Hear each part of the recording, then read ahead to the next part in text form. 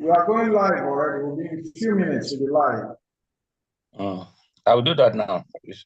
Few seconds. Yeah, it's not taking time.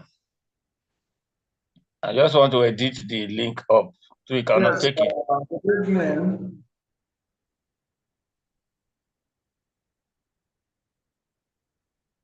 Okay. All right, we are live.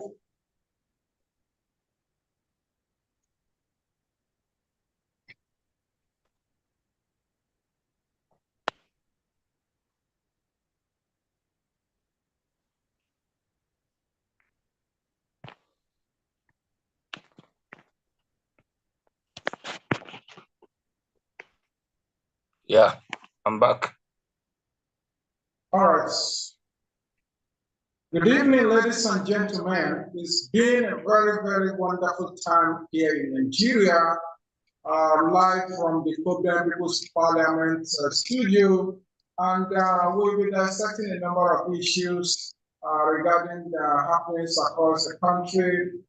Just yesterday, we had the announcement of the passing of the late Muhammadu Buhari, and it has been a national mourning across Nigeria. The president of Nigeria, Mr. Bola Ahmed Tinubu, has declared a public holiday to acknowledge the passing of the former head of state, in person of Muhammadu Buhari.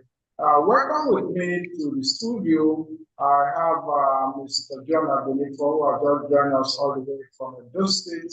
I also have with me in the studio Mr. Sunday, all the way from Kwara State. I have Ms. Grace. Hello, I'm trying to speak. I have Ms. Grace from Plateau State. Welcome to Kobe People's Parliament. Tonight, we'll be handling a number of socio-political issues. We call it trending headline. Mr. David Sunday, if you are available, please, can you help us with the headlines? Thank you.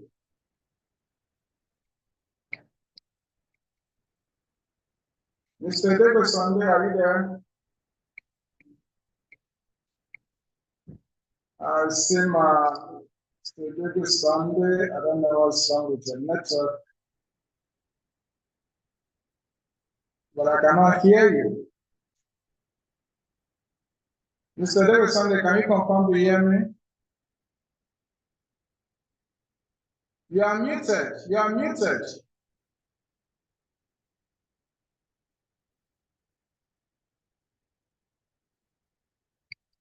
Mr. David Sunday, can you unmute? Oh, he's out. He's having a network challenge. So let me take it.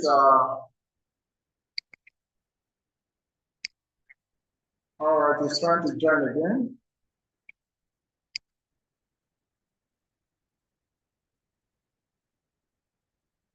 Mr. David Sunday, can you hear me now? Yes, I can hear you now. A call just came in, sorry. You got thrown out by network. Please help us with the headline, please. Thank you.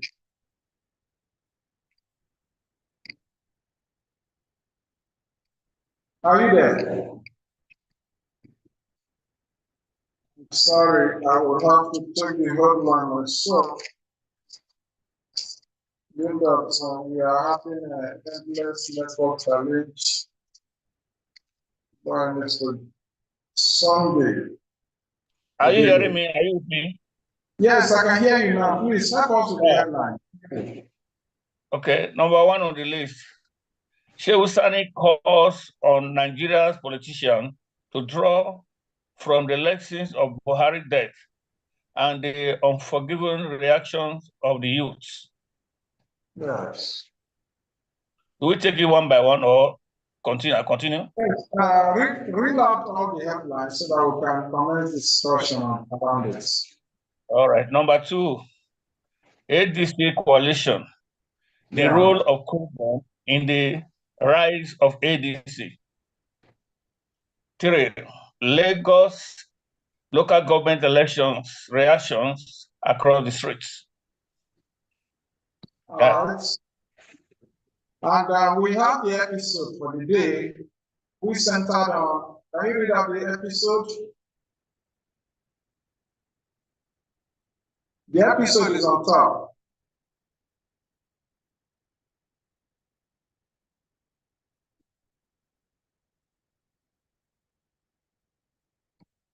I can't hear you again.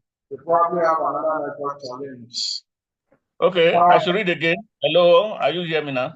The episode for tonight centered on the life and time of the late President Muhammadu Buhari and lesson for Nigerian politicians. So tonight we'll be having discussion around these few topics. We'll be looking at the life and time of President Muhammadu Buhari and how he have had his time around the throne of power. And we'll look at some of the achievements he was able to achieve and those things that he was unable to actually do for Nigeria as a country. So tonight is an open mic, so we can all have a discussion around what we feel the president has done right, and those things we feel he probably did not get right as a leader. So it is an open discussion. Let us have a discussion around it.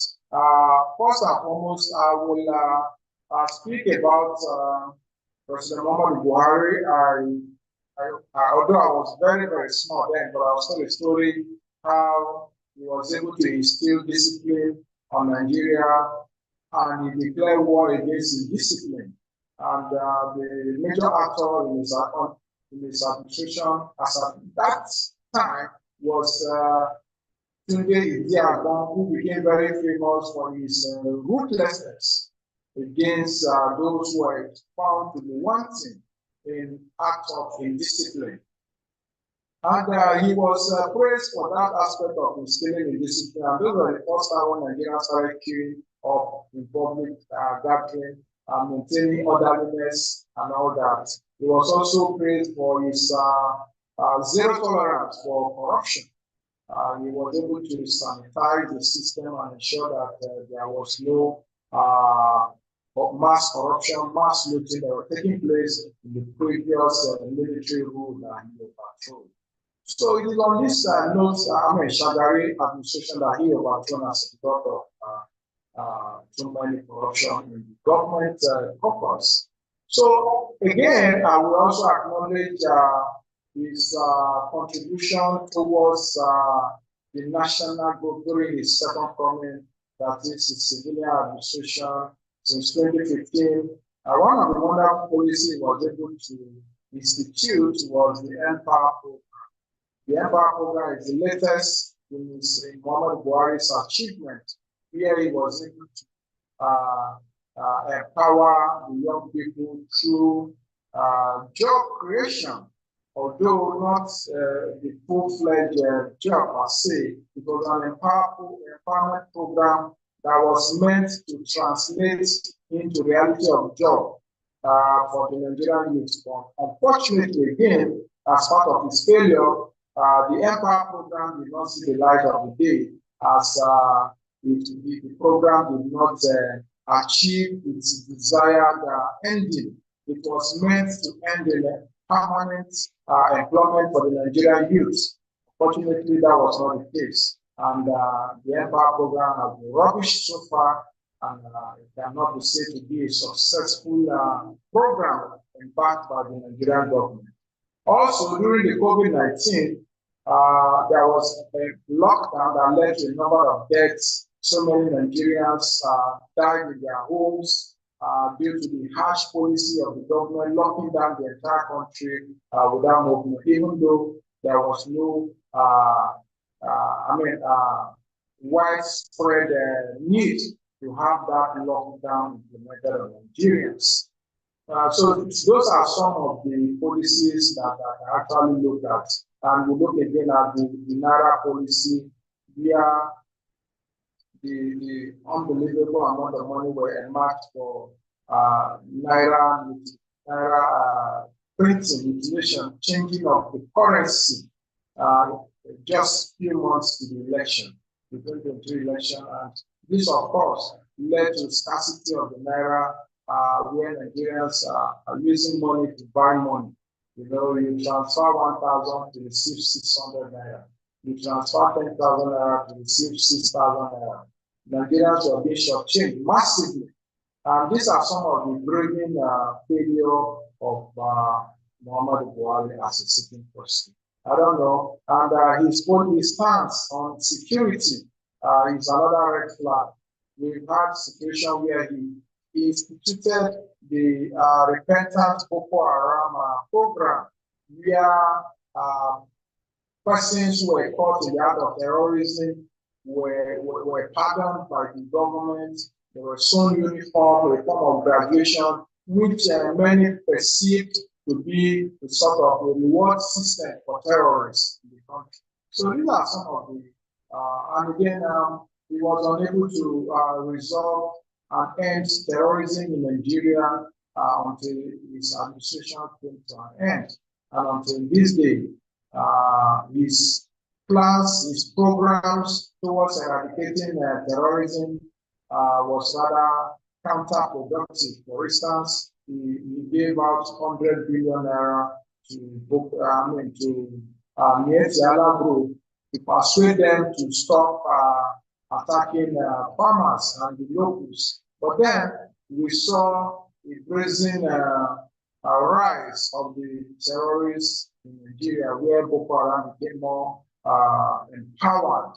They began to they upgraded their weapon and their scale of attacks, given the available resources at their disposal. And those who are perceived to be repentant actually came back stronger. And communities reported cases they have seen attacking them previously, showing up in some of the uniform of the Nigerian army. So these are some of the challenges that can be traced to the government of Muhammad Buhari. So the mic is open, Mr. David Sunday, Mr. Bonifor, Ms. Grace. Please feel free to give your own appraisal of Muhammad Buhari as the president.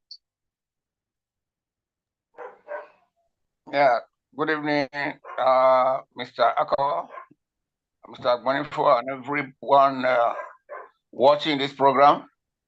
My name is Honorable Comrade Adegbe Sunday, calling from Ilore.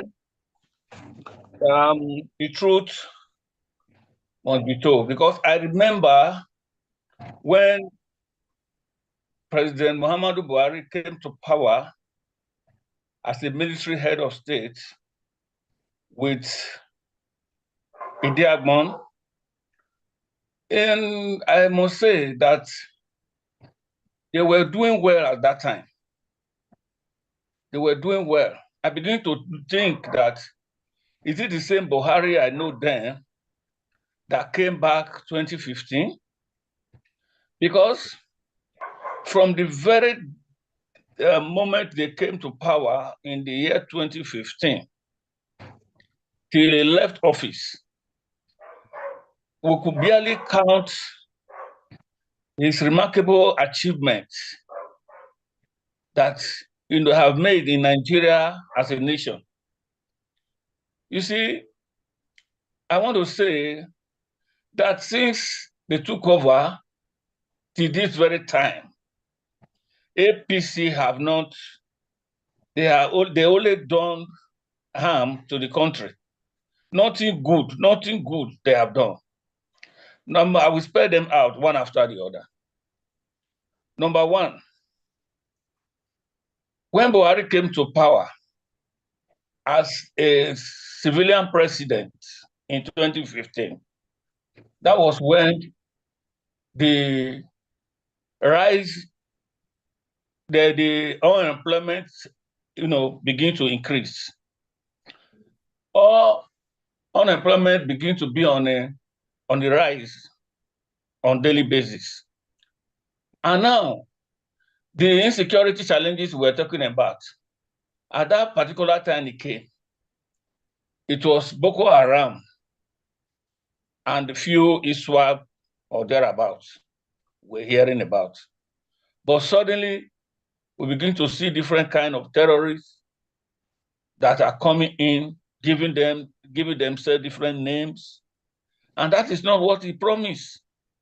He said he's coming, to wipe out insecurity, those terrorists and all of that. Those are things he promised Nigeria.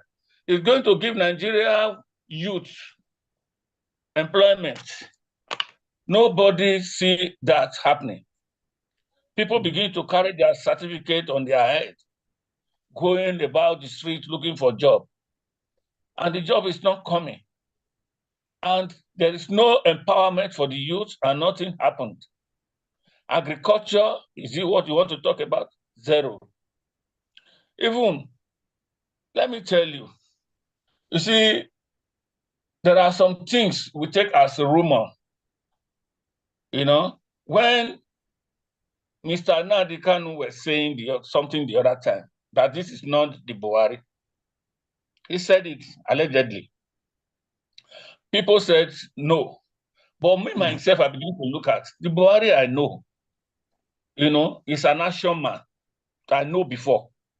But why is it now that even it doesn't come out in the television, in the radio, doesn't come out, didn't say anything?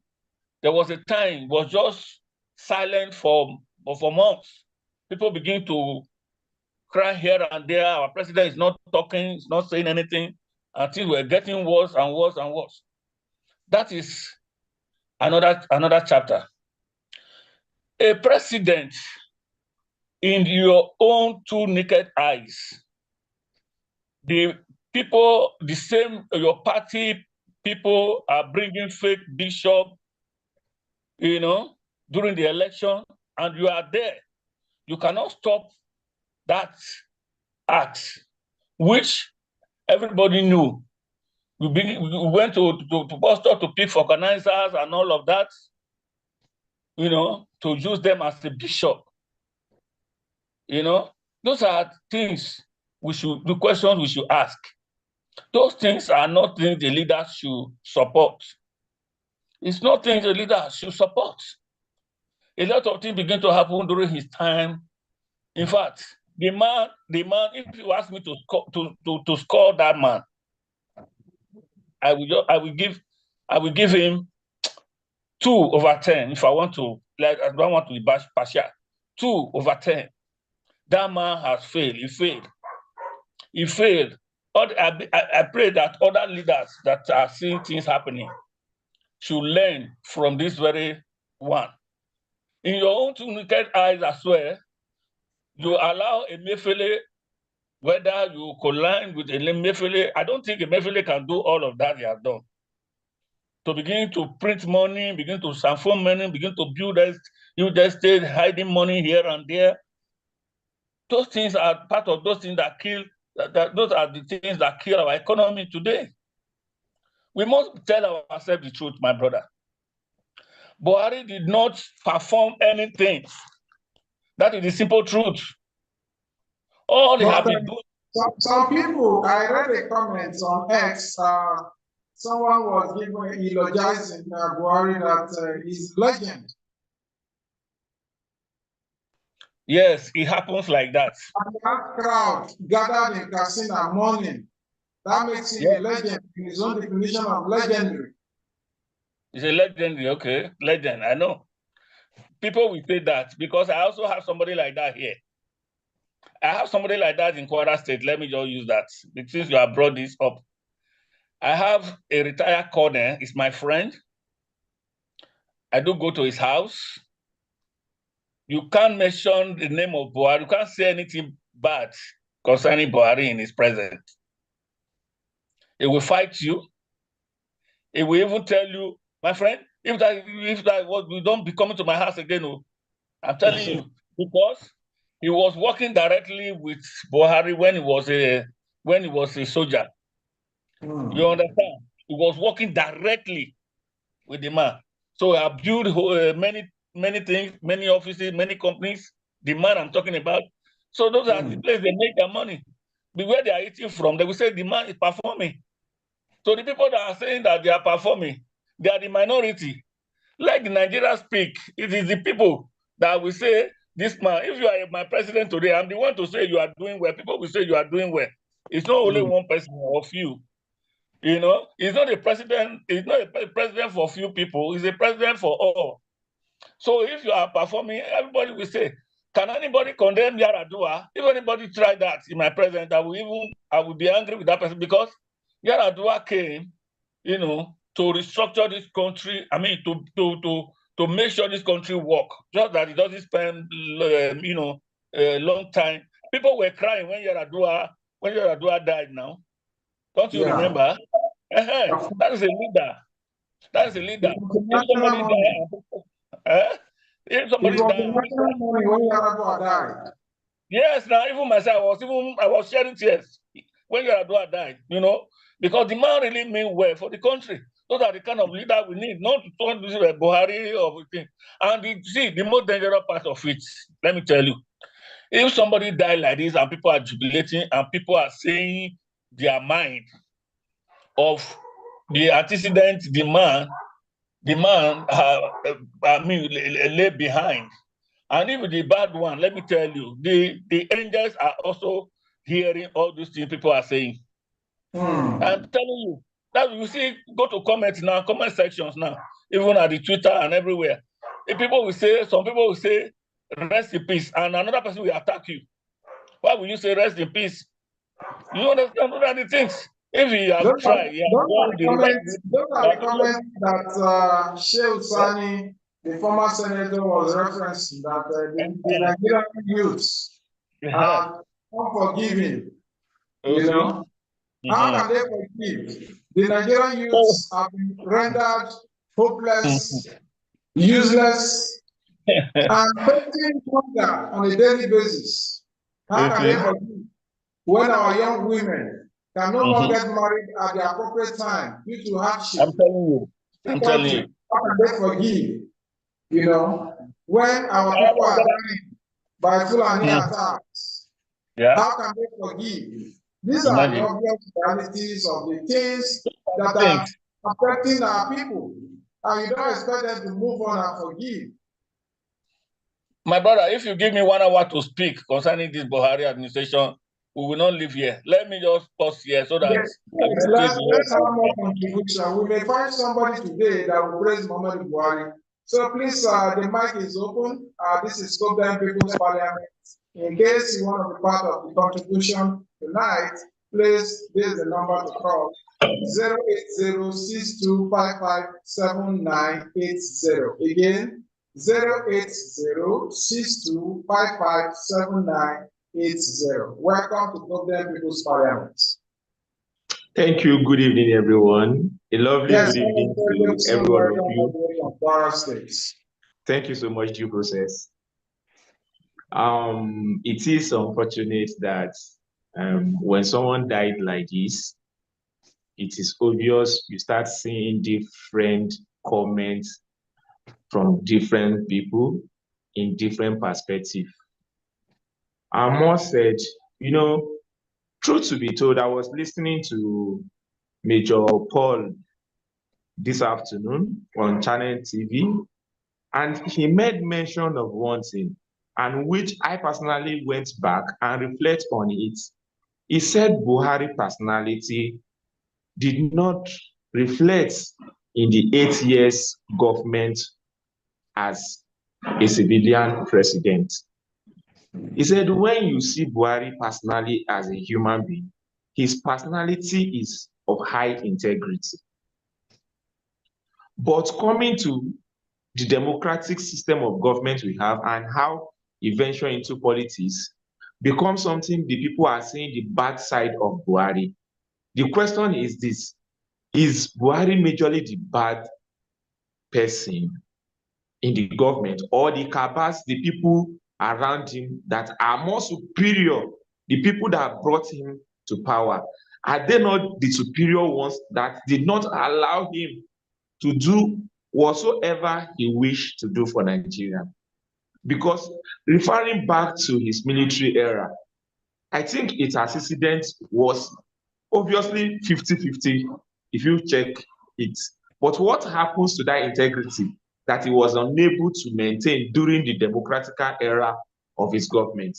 That shows something is wrong with our democracy in Nigeria. That shows Our democracy is porous, is very corrupt, that even if you bring a saint today, they can still hijack the government from that saint. And that is why I want to say to every Nigerian that may Buhari so rest in peace in the first place. He is our president, a former president, but notwithstanding, he is a dead man now. And we should respect that fact that he is dead.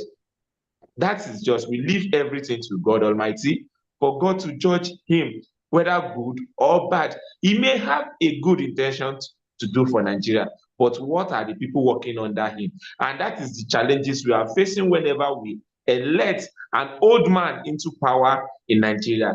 It won't work because these people, the young ones around them, will always be in control, manipulating things for them, and they will not be able to reason well to tackle these young ones because these young ones are more smarter in brain than them. So that is one of the major challenges we are facing in this country. I'm just urging every Nigerian at this particular time of the hour, we should scrutinize our leaders, the ones that are coming in now. We shouldn't even elect any above 70 any longer in this country, so that we will be able to get things right and make things work. If the young man is not working, we'll be able to come for such person as time goes on. I believe that should be our response to what is happening now. And by the special grace of God, Nigeria is going to be great again. Thank you all, and very good evening to every one of us on the parliament. Yes, thank you, Jefferson, for that contribution all the way from Kwara State. People attribute a lot of powers to the unseen cabals. When somebody fails, he attributes it to forces who do not allow him to work. The power in the office of the president of Nigeria is so enormous that there should be no any forces anywhere stopping him from performing. And given the instances of Muhammadu Buhari at this age, you cannot give what you don't have. There are skills that when you don't have it during your developmental stages, you cannot manufacture it during your old stages.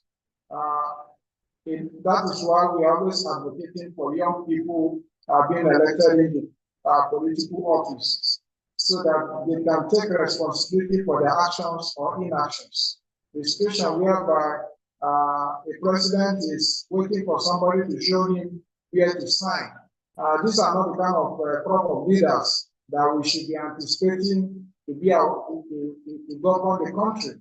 We are looking up to leaders that are smart tech guys, leaders that can understand the maneuvering of the changing or emerging society, where people use various means of communication devices, where technology have taken the very, very front stage in the emerging world. We cannot afford to continue the analog way, and voting in anyone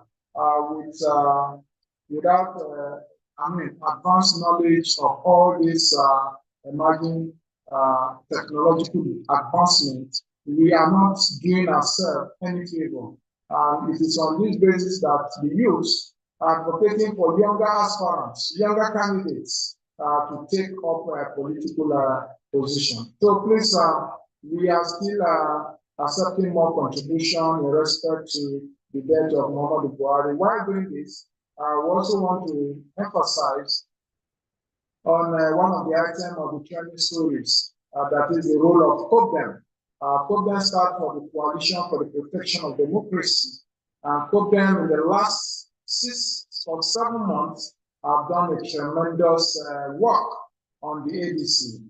COPDEM packaged, prepared, and promoted ADC to the world as a global brand of political party.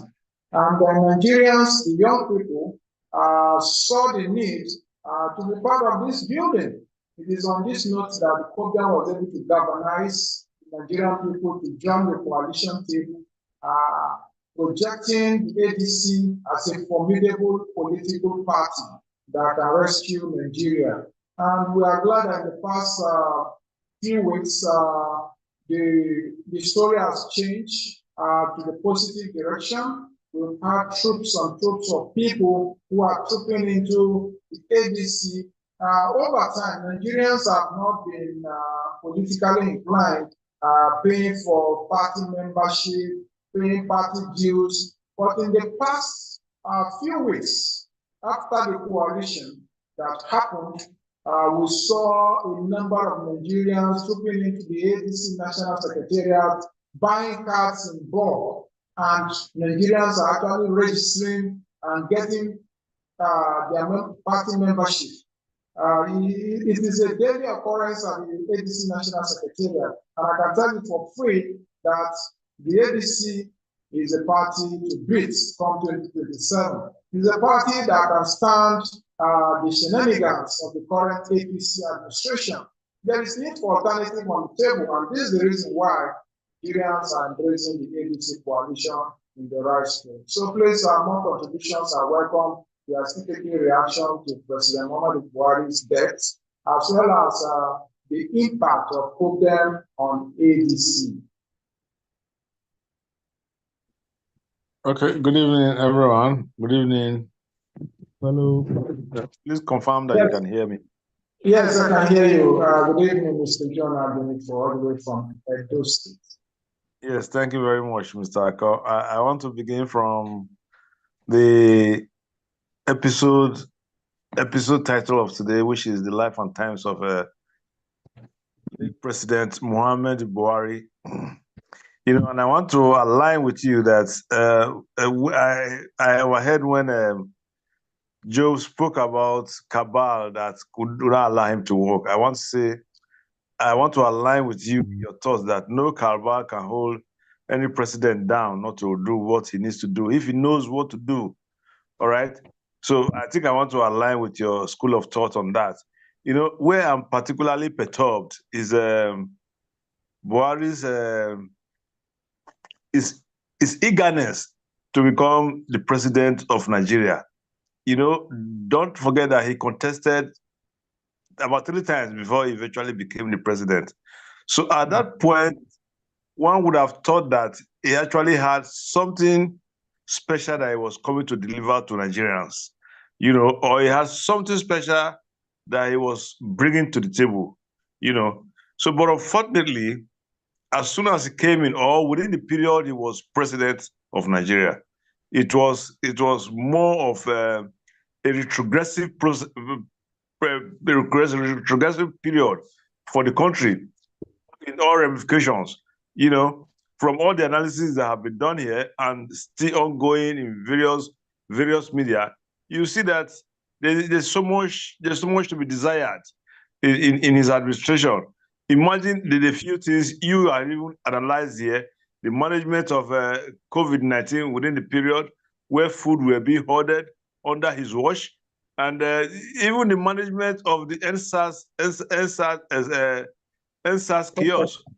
It was very horrible. You know, it didn't show that the country had any level of leadership at the time.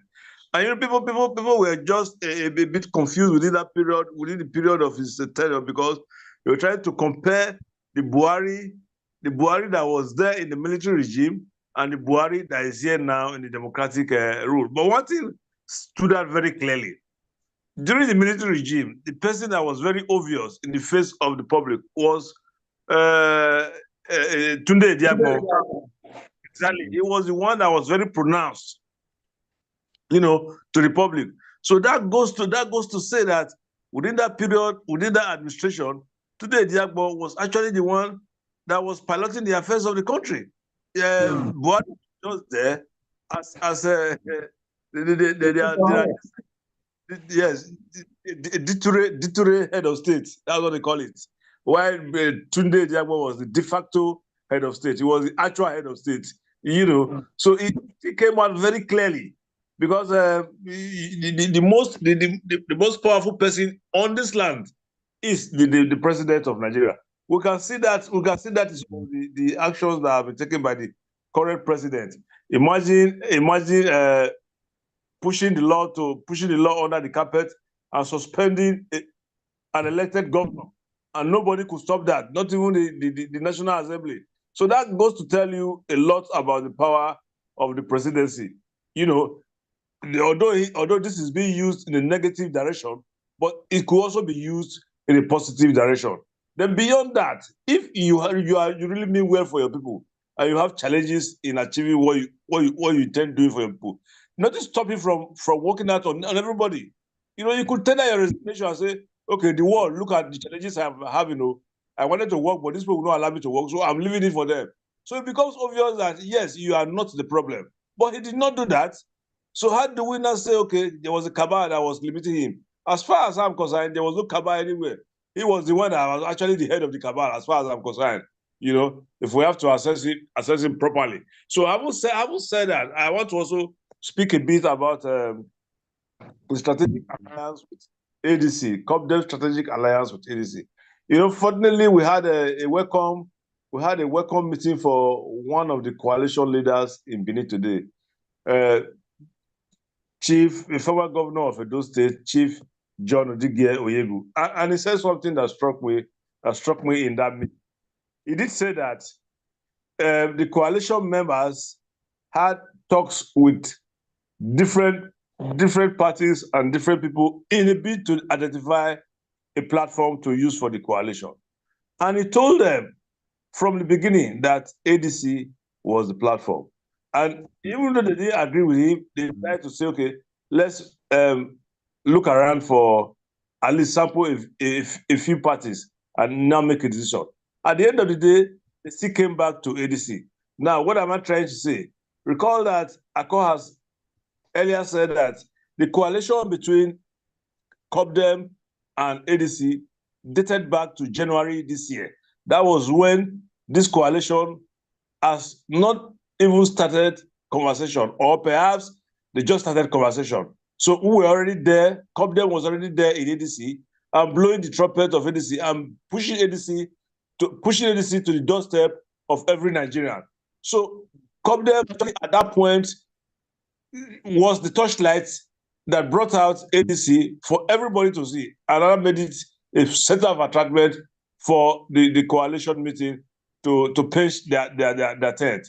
So I want to say that with the zeal that COPDEM has been pushing ADC, and the fire still getting a lot more higher, I want to implore everybody to go out there and bring in as much people as you can, your family members, your friends, and just stay on top of the roof and preach it. This is the party that has come to rescue Nigerians, and to rescue Nigerians from going through with APC. Thank you, Mr. Akko, for the opportunity to speak. Thank you, Mr. Gunifo, for that elaborate background to starting with the death of Muhammadu Buhari and his contribution towards national development and areas where he had a shortfall. We have in the studio joining us the national chairman of COPDEM, Prince Rampan Jr. Welcome to COPDEM People's Parliament, sir. It's nice to be back. Due process. Honorable Christian Akko, and then Agbonifo. Nice to hear your voices again. Thank you. So please, it's an open mic, and everybody have the equal opportunity to have contribution on the trending stories we are having discussion around tonight. Again, if you want to have a discussion, please unmute your mic and speak. Thank you. Yeah, thank you very much, due process. Thank you. Today is Sunday. Mr. Rampan Jr., welcome, sir. I want to really say that COPDEM, have played a very significant role, in this alliance formed with ADC.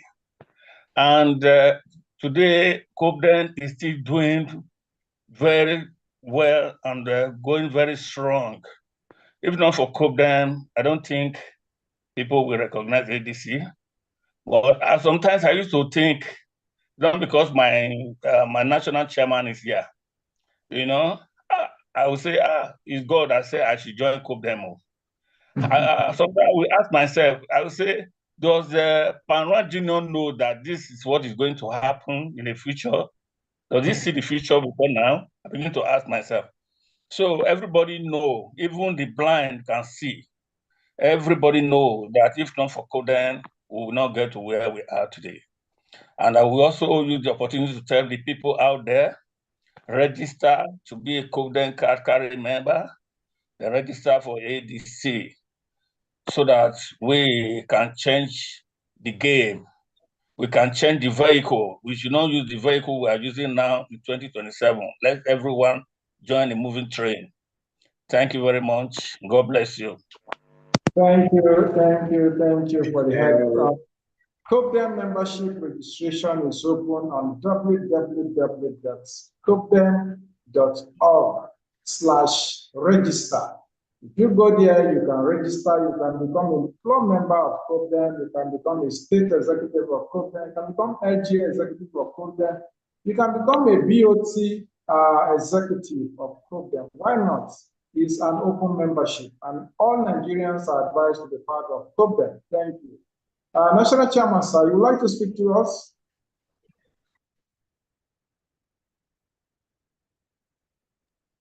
Wow, I am just joining, and well, thank you so much. I think it was Elder Sunday who spoke.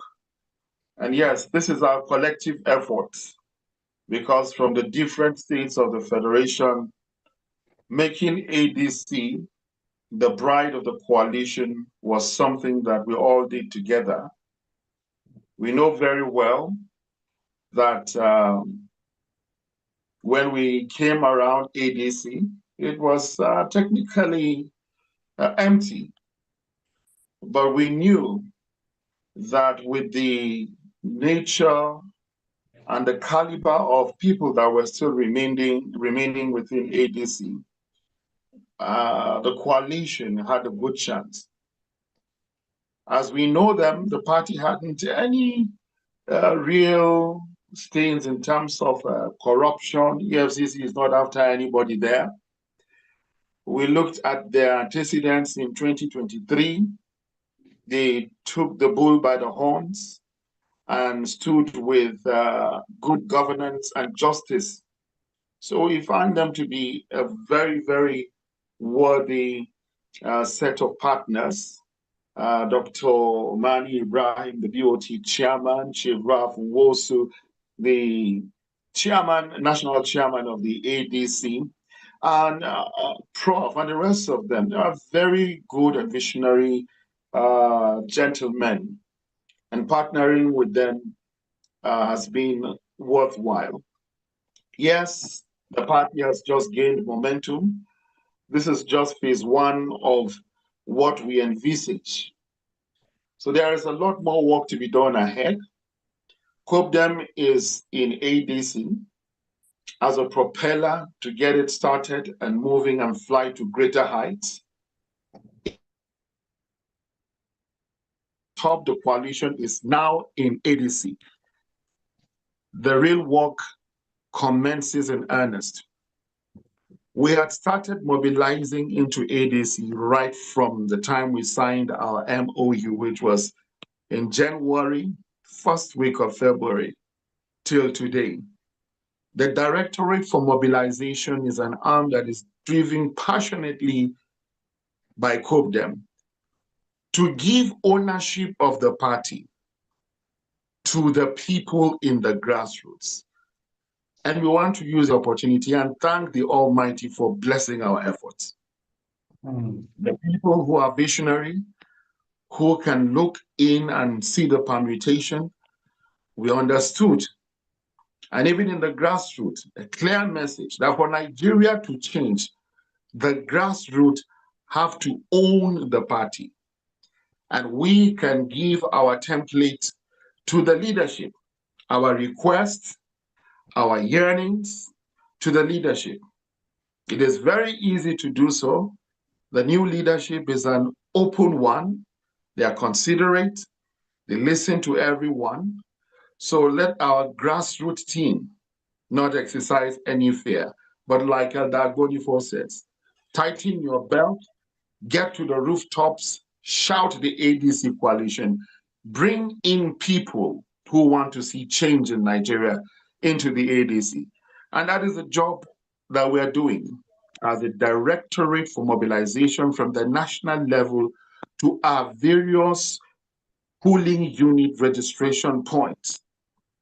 I can't stop this small thank you message without extending my gratitude, heartfelt gratitude, to the hardworking members of COPDEM in this directorate. Let us keep pushing further. Everything will be done. Teething issues will be resolved, but we are not stopping. We will not stop until we have 1 million new registrations from each state of the Federation and the Federal Capital before the end of December 2025. So we have our job cut out for us. Let the politicians do their politicking.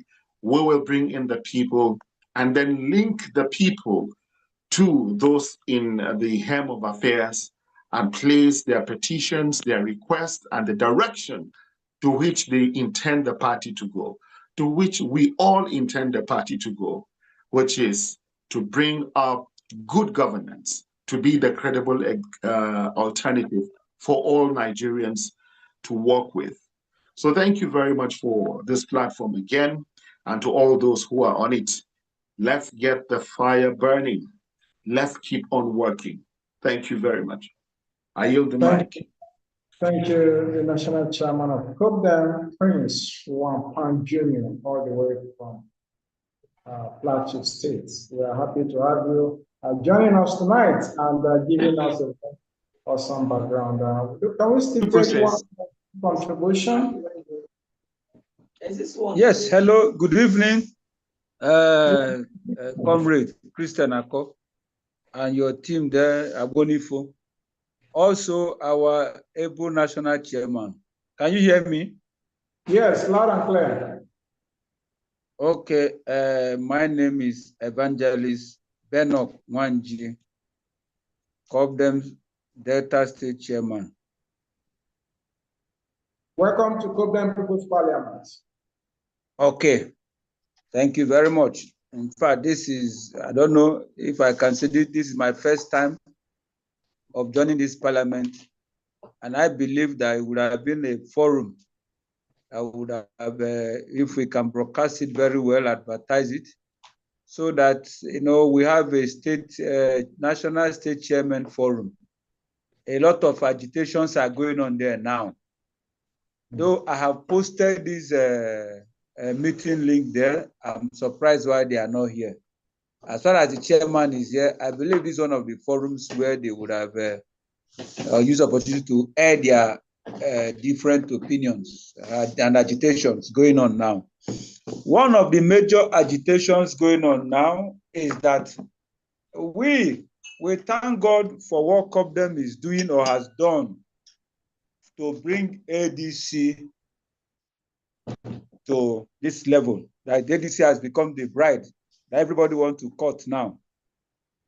But we're beginning to envisage that as this is going on, it seems as if COPDEM is being relegated to the background.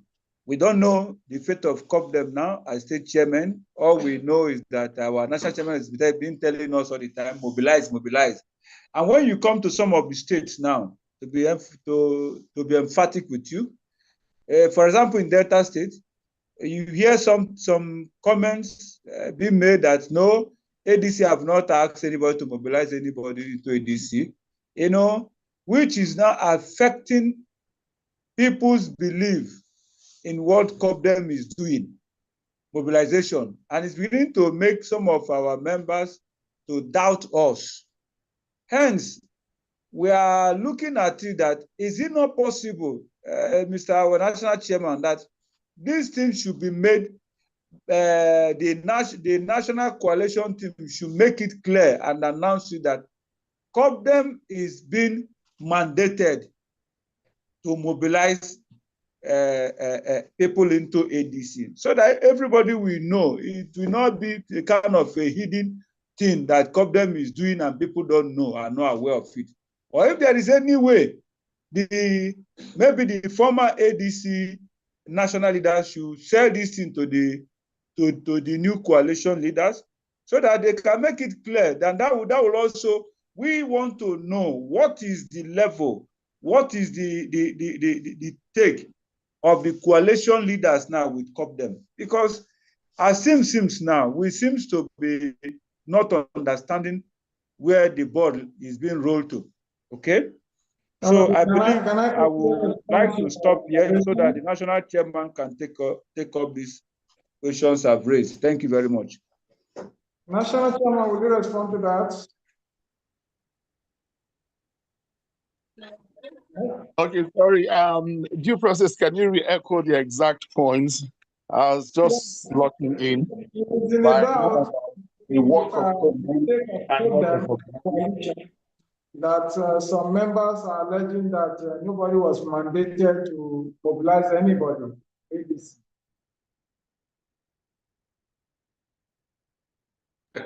Okay. Well, some of the things we need to discuss in-house, but however, COPDEM is a different organization. We are proactive, and the Nigeria we want to see begins with us. If Nigeria should change, then everybody should perform his duty in where he is and perform that duty honestly and vibrantly. You know, sometimes we have a set of old style of politics. People disappear when it's time for elections, then everybody appears to be an executive of a party, sometimes from the national to the state to the local government to the ward. You don't know anybody until it's time for elections. And that's not only for ADC, it's for most parties, which is what we want to see change. If these parties are meeting in the ward as ward executives, that is if they have, they would be transmitting the voices of the people to the national. Their tenure is for a period. And once that period has not lapsed, it is expected that they should function. And what is the function of the executive? They are to meet and make the party grow and bring up ideas and go and bring up the various cries of the people, their wants and their gratitudes combined, and step it up to the ward level, the local government, the state, and the national, so that party philosophies and ideologies will make sense. We are a directorate for mobilization. From the day we signed that MOU, we have not stopped mobilizing for one day. We have not collected bribe from anyone. We have not failed to remit for any reason. We have been consistent. That is the way COPDEM operates. If we are not going to do it, we'll not take it at all. But for Nigeria to change, that change must begin with us. So our mobilization will continue until the day we all collectively agree as COPDEM that we have stopped mobilization and we are probably not members of the ADC Directorate for Mobilization. As long as we are there, we have a civic and moral duty to do the work of mobilization. Every household, there is a small issue or another. Every household. Even the household of reverend fathers and imams, there are small issues. And if there's issues within the households make up the various hamlets, the various communities make up the wards make up, just as you have issues, as you are growing, except if you are not doing anything, you don't have any problem. which is what we see in almost all parties. There are from the grassroots. So as you are walking, iron sharpened iron, you rub minds, you share ideas, you corral, you harmonize, you move forward. So that is how it should be. So the issues we are seeing, okay, COPDEM is not yet recognized. My brother, if COPDEM speaks today, with the 30 states that we have brought in, with structures into ADC, with their local governments, and now the hot mobilization that is going on through the ward and polling unit mobilization teams. If we stop, who will do the job? It doesn't stop us from saying, like you have laid out the complaint. Them in some state, maybe they are afraid, but they will get to know. All we want is a new Nigeria. And while we are waiting for a right time to meet the new coalition leadership, let's continue to do our work. We are doing our work for Nigeria, not for any human being. And we'll keep mobilizing into COPDEM, keep mobilizing into ADC till ADC gets that target. So, my brother, don't be dismayed. We will keep on working and we'll keep each other informed. And I believe that that meeting with the national will happen one of these days. But let us remain true to our cause. Thank you very much. Thank you, Felix Jr., the national chairman of COPDEM, for that feedback. I believe we have cleared the air. The position of COPDEM. All right. Can I just say to what the chairman has said? Can I go ahead?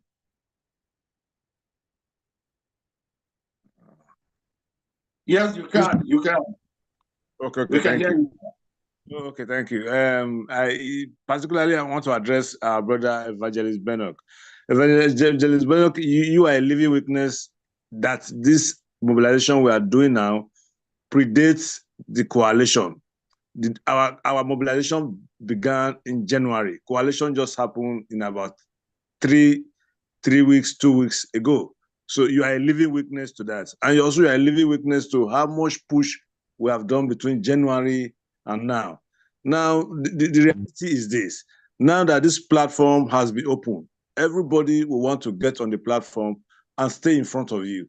So in a bid to do that, you will hear different kind of stories. It is not only in Delta State, it is everywhere. There was a situation recently where even the Edo State chairman of ADC has to inform the people that COPDEM is the only authorized body to mobilize people into ADC, and they are only the authorized body to give out cards apart from any ADC office. So that is a statement of fact, and that is because he is aware. Now you will not now want to begin to worry yourself about people who are short knowledge, who don't know what we're doing. As a matter of fact, it is your responsibility to educate these people about COPDEM and the role COPDEM is playing in the coalition as a state chairman. The unveiling of the directorate was not done secretly. It was done in the open, and the records are still there. Even the films and videos are still on YouTube as we speak.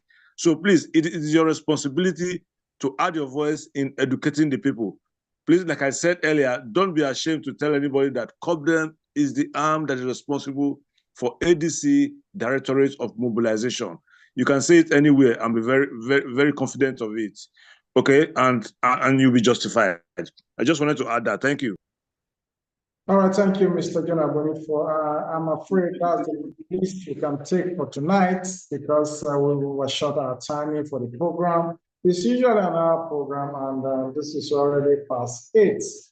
Tomorrow is another day. We have been another elaborate discussions on the COPDEM People's Parliaments. We cannot predict tomorrow's topic from today because Nigeria is a country where things change in the space of minutes. So by tomorrow, we'll be coming up with another fresh episode of COPDEM People's Parliament. The studio will be open, the Zoom will be open by 6:45, and by 7 on the dot, the program commences. So thank you for being part of tonight's program. I remain Mr. Ako Christian Oche, otherwise known as Due Process, Thank you, the National Chairman of COPDAM, Prince Wampang Jr., for joining us in tonight's program. Thank you, Mr. John Agbonifo, the head of the Political Commission of COPDAM, all the way from Edo State. Thank you, Elder Sunday Degbe, all the way from Kwara State. Honorable, awaiting member House of Rep in Edo State. And a whole lot of others who have joined us in the studio tonight. We appreciate your time. You could have been somewhere else, but you chose to be part of the discussion. And we are glad to have you on board. Till we come your way tomorrow, from me is good night. All right, good night. Good night, Yes. everyone. Thank Okay, you. good night, everybody. Till tomorrow. Thank you very much. Good night, everyone. Yeah, due process. I think you have stopped the recording already.